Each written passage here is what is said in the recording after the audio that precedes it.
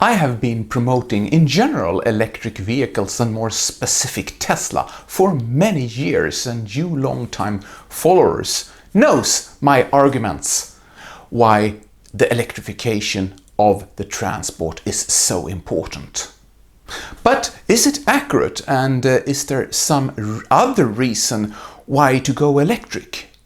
This summer I had the opportunity to team up with another Tesla driver, Pascal from Luxembourg.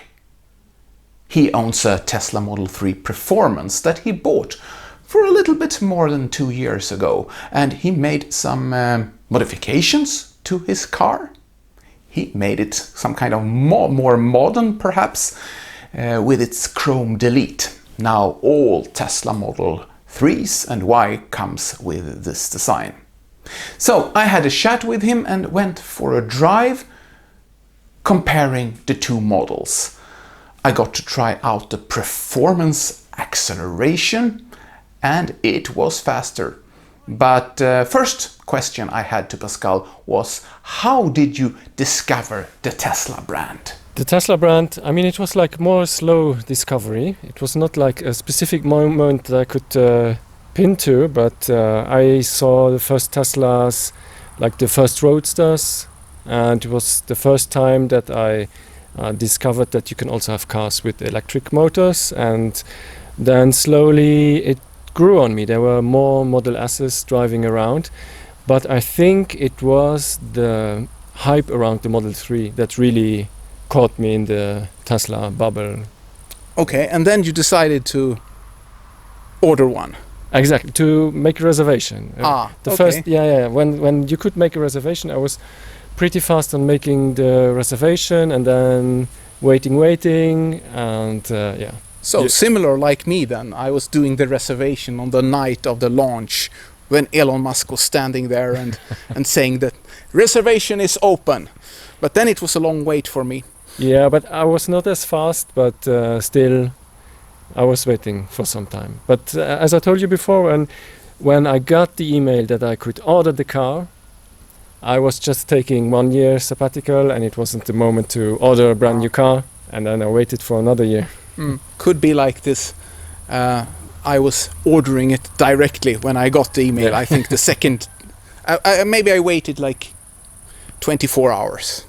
No, but then I had the time to test drive it. You know, when the first cars came to Luxembourg, I made a couple of test drives and convinced me. But you have the performance version. I only have the like long range standard version. Why did you choose the performance? That's so important. Well, talking about test drives, we were driving the car around and we were talking about the different models, and it was a performance model, and I didn't know that I was driving in chill mode. So I was accelerating, I was trying, and the car guy was talking to me, and I said, okay, acceleration seems pretty good, but I thought the performance model was faster. And he said, oh yeah, we have to switch it on. And then he told me, okay, this is going to be the expensive question now that's going to find an answer. And I tried the performance on, and it was... You only tried the performance, or also the standard long range version, or was it just the performance? No, I only tried the performance. Okay. Yeah, I had two test drives with the performance, and yeah, it was an emotional buy. Okay.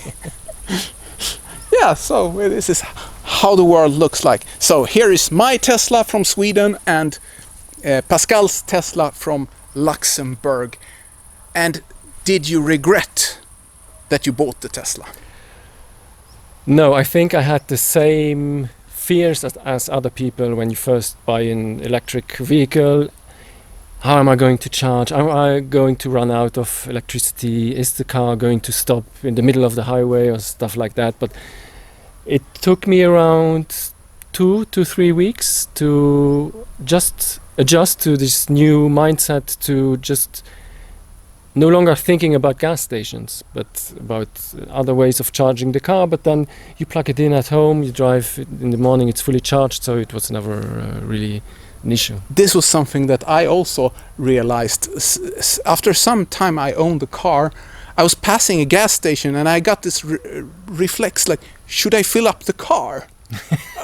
No, I'm driving electric. Yeah, and in the first month when you're driving the Tesla, you're passing gas stations, and suddenly you're realizing I haven't been at the gas station for half a year. Yeah, it's. But you're living in a home, a house in Luxembourg, so you yeah, are I able can to charge at home. Yes. Charge at home, yeah. Mm. Do you have a wall connector there, or how do you charge it? I'm using like it's regular outlet, but it's Okay. the blue one. How do you call it? Okay. So it's a little bit safer, just not the old standard 2 plugs. No, exactly. no, yeah, it's safer, and you yeah, can charge a little bit faster. Yes. Yeah. Mm. But it's enough. I can charge it in the evening, and it's fully charged in the morning. Ah. And as I told you before, I drive quite a lot, and it's never been a problem. Have you had any issues with the car? Technical issues? I mean, that the car stopped somewhere and you had to call the service center or something like that? Nothing. Nothing. That's it. No, I was also, like we talked before, with the panel gaps and stuff that people were complaining about. No issues at all. When I received the car, it was looking perfect. So nothing to complain about. Okay. But this was your first electric car? Exactly. Yes. Okay. Mm. Yes. And I mean, the car I had before was a BMW M135i, which was like a sporty car, and all the other electric cars, like when we compare to the BMW i3s or something, they didn't look like a car I would like to drive. So, but this was like the thing. Mm. But you say you drive a lot far away. I mean, Luxembourg is a very small country. You don't need to drive far, right, in Luxembourg? Is there any superchargers in Luxembourg? We have one. You have one? We have one. Okay.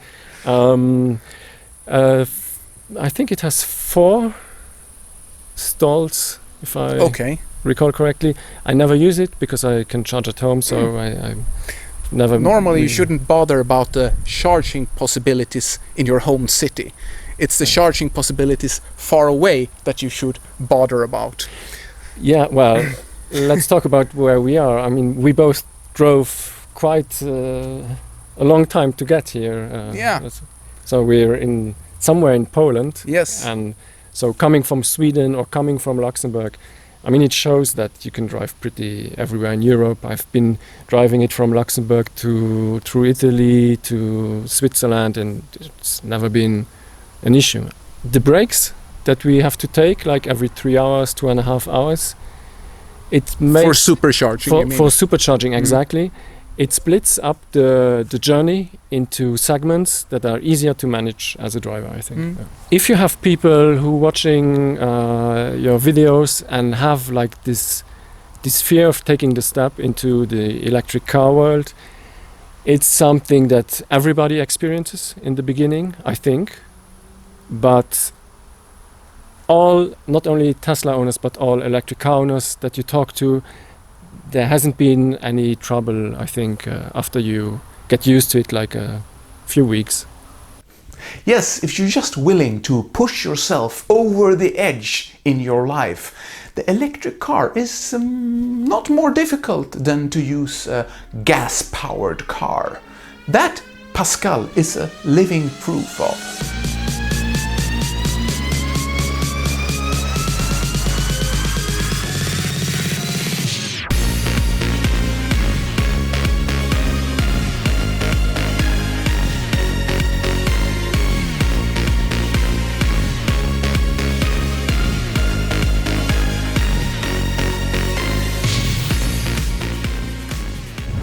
When you get bored of this car, what will be your next car?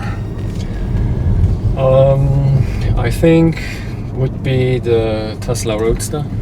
I mean, in this price range, pretty hard to find something else that gives you the same amount of excitement when you drive. But you told me before that you ordered a Cybertruck.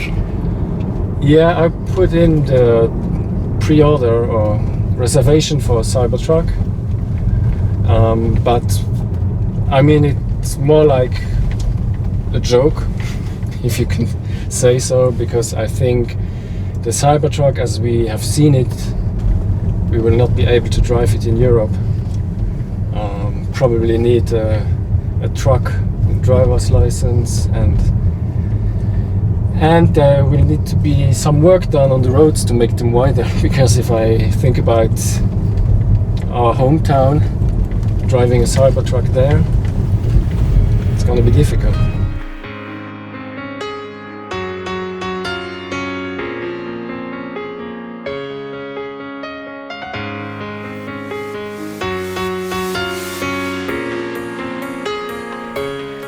Me and Pascal is just two happy Tesla drivers, and I am so happy to see the growth of Tesla and how many people is buying and driving the brand nowadays. The demand doesn't have any end. It's just people are just buying and buying the car. It's really, really great. And it's also great to see how the whole world now more or less is doing different things to bring the electrification to our transport reality. If you plan to buy a Tesla, you are welcome to use my referral link that you will find in the description of this video. Please also, while you're on it, hit the subscribe button to my channel so you won't miss any future episodes. Until next time, have a great life.